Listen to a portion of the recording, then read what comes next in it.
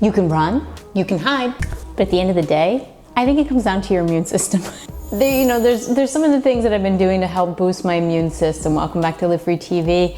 To make it fun and light, let's focus on what we can do and what we can control, which that comes down to immune health. That's where my biggest focus has been. And I've also been focusing a lot more on how my body's feeling, really intuitively. And I want to share with you some of the things I've been doing to keep my immune system high, but also to get back my pre-COVID, pre-toxic relationship, post-divorce body. I want my body to feel good at the end of the day. So what leaves my body feeling the best? And it's when I'm not bloated, when I feel strong inside and out, and then I feel at my optimal energy level. So full disclaimer, any of these tips that I'm gonna give you, they have nothing to do with caloric restriction, having to do with any crash dieting. I wanna leave any of that out there. None of that is gonna be in this video. These are all long-term, okay options that I'm choosing to do that maybe you wanna give a try as well, especially if you feel a little stagnant in where you are in your health. Now I moved out of the north. First tip I started doing, cold showers. There's something, yes, they wake you up. I ran from the cold, but here I am back in warm weather and I'm taking cold showers. Why, Sarah, you might say.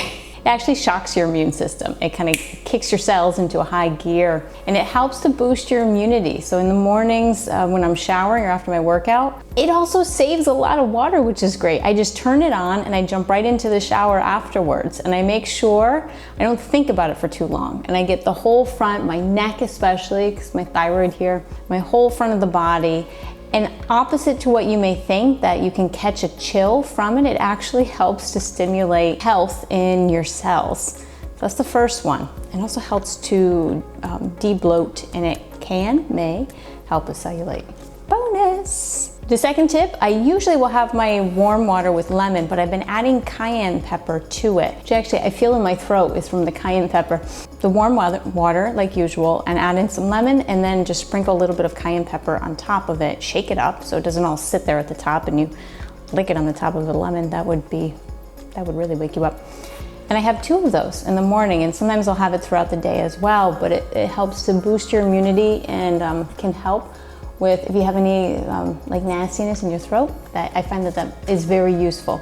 Now you also know too, the third tip, you are what you eat. And if you're eating quality foods that will help boost your immune system, that is only going to reinforce the strength of your immunity.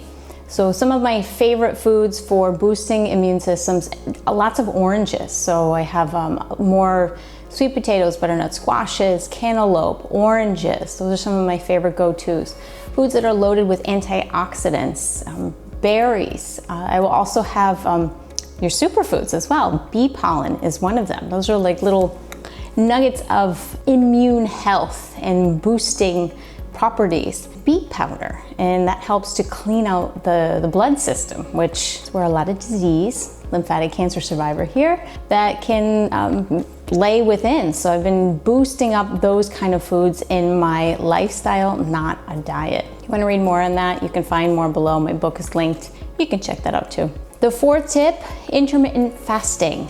That's nothing new. I've actually been doing intermittent fasting for a long time. I'll link a video up here where you can read or listen to more on what that's like and how I implement it. In this interview that I did with my friend Sarah, who also practices intermittent fasting. And it's a prolonged period of, well, as the title says, fasting.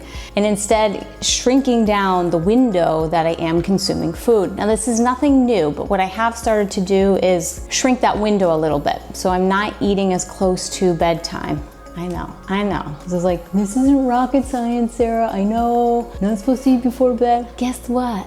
Your warrior is human too. And I like my little fruit snacks at nighttime. I mean, it's really fruit, but still better not to have anything, because, reason being, it allows your body a break from having to process that food. It costs your body energy to break down the food. So the more that your body can focus on healing and restoring the body itself during your sleep, the less energy it's expending to break down and absorb the food. And then the last one, fifth tip that I've been doing to get my body back a little bit, I've switched up my workouts. If you're doing the same thing day in, day out, or every other day, your body is gonna get very used to that. So I started to switch up some of the videos that I was doing. I started to incorporate doing a daily yoga practice again. I'm also doing a little bit longer of a yoga practice again, so it's closer towards 45 minutes to 60 minutes as opposed to before I was doing like 20. And I changed up doing different ab and butt or glute or booty, little peach exercises instead by using some bands. All things that I don't need to have equipment for. This way there's no excuses. And I can just do it in my apartment or I can do it in the room that they have at the gym. But it gives my body a little switch. You know, it's just like what I said in the beginning with the cold showers. It snaps it out of what it was doing. And the same thing with the workouts, it gives your body a little bit of a change up. And I'll need to change that up again, but for now, seems to be feeling pretty awesome. And I mean, after all, who wouldn't want a little bit stronger of abs or a little bit more of a booty? I'm squeezing my butt, see my headlet? There are 5 tips that I am doing to get my